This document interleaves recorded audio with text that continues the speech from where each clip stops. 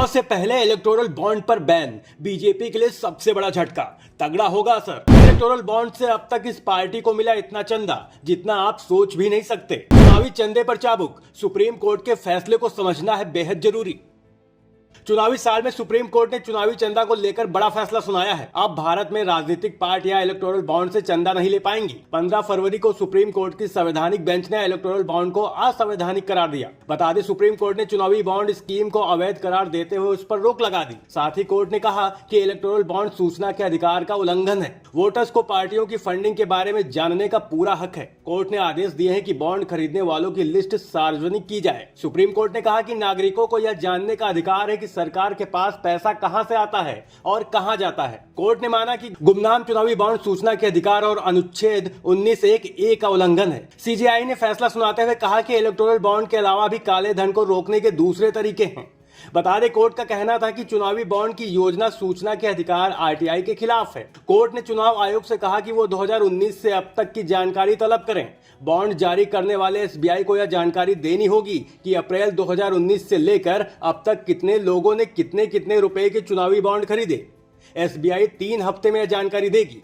उसके बाद चुनाव आयोग जनता तक यह जानकारी पहुंचाएगा। क्या है इलेक्टोरल बॉन्ड? बता दें, साल 2018 में इस बॉन्ड की शुरुआत हुई। इसे लागू करने के पीछे मत था कि इससे राजनीतिक फंडिंग में पारदर्शिता आएगी और साफ सुथरा धन आएगा। इसमें व्यक्ति, कॉर्पोरेट और संस्थाएं बॉन्ड खरीद कर राजनीतिक दलों को चंदे के रूप में देती थी और राजनीतिक दल इस बॉन्ड को बैंक में भुनाकर रकम हासिल करते थे। भारतीय स्टेट बैंक की 29 शाखाओं में इलेक्टोरल बॉन्ड जारी करने और उसे भुनाने के लिए अधिकृत किया गया था। ये शाखाएं नई दिल्ली, मुंबई, कोलकाता, चेन्नई, गांधीनगर, चंडीगढ़, पटना, रांची, गुवाहाटी, भोपाल, जयपुर और बेंगलुरु की थी। इस योजना को सरकार ने 29 जनवरी 2018 को कानूनन लागू कर दिया था। आसान भाषा में इसे अगर हम समझें तो इलेक्टोरल बॉन्ड राजनीतिक दलों को चंदा देने का एक वित्तीय जरिया है।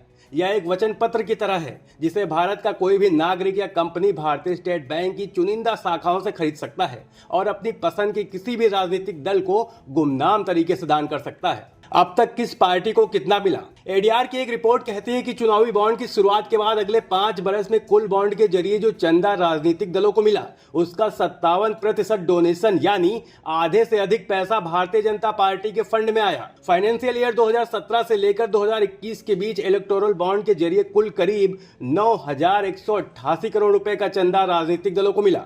ये चंदा 7 राष्ट्रीय पार्टी और 24 क्षेत्रीय दलों के हिस्से आया। इन 5 सालों में चुनावी बॉन्ड से बीजेपी को मिले 5,272 करोड़। वहीं कांग्रेस को इसी दौरान 952 करोड़ रुपए हासिल हुए, जबकि बाकी के बचे लगभग 3,000 करोड़ रुपए में 29 राजनीतिक दलों को मिलने वाला चंदा था। बता दें, 5 बरस में इलेक्टोरल बॉन्ड के कुल चंदे का बीजेपी को जहां 57% तो कांग्रेस को महज केवल 10% ही मिला। भारतीय जनता पार्टी और कांग्रेस के बाद इस सूची में तीसरे नंबर पर तृणमूल कांग्रेस रही। टीएमसी को इन्हीं 5 वर्षों में करीब 768 करोड़ रुपए इलेक्टोरल बॉन्ड से मिले।